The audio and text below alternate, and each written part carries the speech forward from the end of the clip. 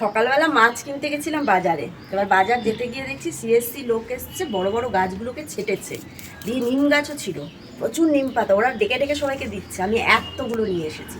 নিয়ে এসে এতটা দোরদের ঘরে দিয়েছি, এতটা দোলার ঘরে দিয়েছি, আর এইটা আমার জন্য রেখেছি। এইগুলোকে এখন ছাড়াবো, ছাড়িয়ে কি করি তারপর দেখো। ছাড়ি, কারণ এত তো আমার লাগবে না, এটা অনেক দিন যাবে, এটাকে ঠিক করে রাখতে হবে। আর এখনও কিন্তু কচি কচি রয়েছে। নিম পাতাগুলোকে না ভালো করে কলের তলায় ফেলে ধুয়ে নিলাম, ধুয়ে ঝুড়িতে করে 1 ঘন্টার মতো রেখে দিয়েছিলাম। দেখো জলটা একদম ঝরে গেছে। আর আমাদের এই পশ্চিম দিকের বারান্দাটায় রোদ্দুর আসে 12টার পরে। এই দেখো থালাতে করে একদম মেলে দিয়েছি, যেটুকু জল ছিল সেটুকু জলও ঝরে গেছে। আর এখনকার নিম পাতা তো পুরো একদম দেখো সবুজ হয়ে রয়েছে।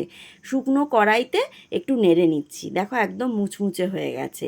এই মুচমুচেটাকে এবার একটু ঠান্ডা যেই হয়ে যাবে না, এই দেখো হাত দিয়ে ভালো করে গুঁড়িয়ে নেবো। ব্যাস, এই রকমভাবে হয়তো অনেকেই রাখে, আমিও রাখি জানো তো। এই রকমভাবে যদি রেখে দিই সারা বছর নিম পাতা খাওয়া যায়।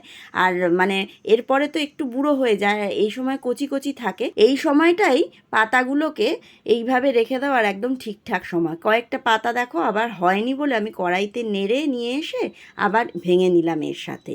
এই কৌটোটার মধ্যে করে রেখে দেবো। এখন এই যা করে নিয়েছি এটা মোটামুটি 1 মাসের বেশি হয়ে যাবে, কারণ নিম পাতা তো একটুখানি দিলেই অনেকটা তিতো হয়ে যায়।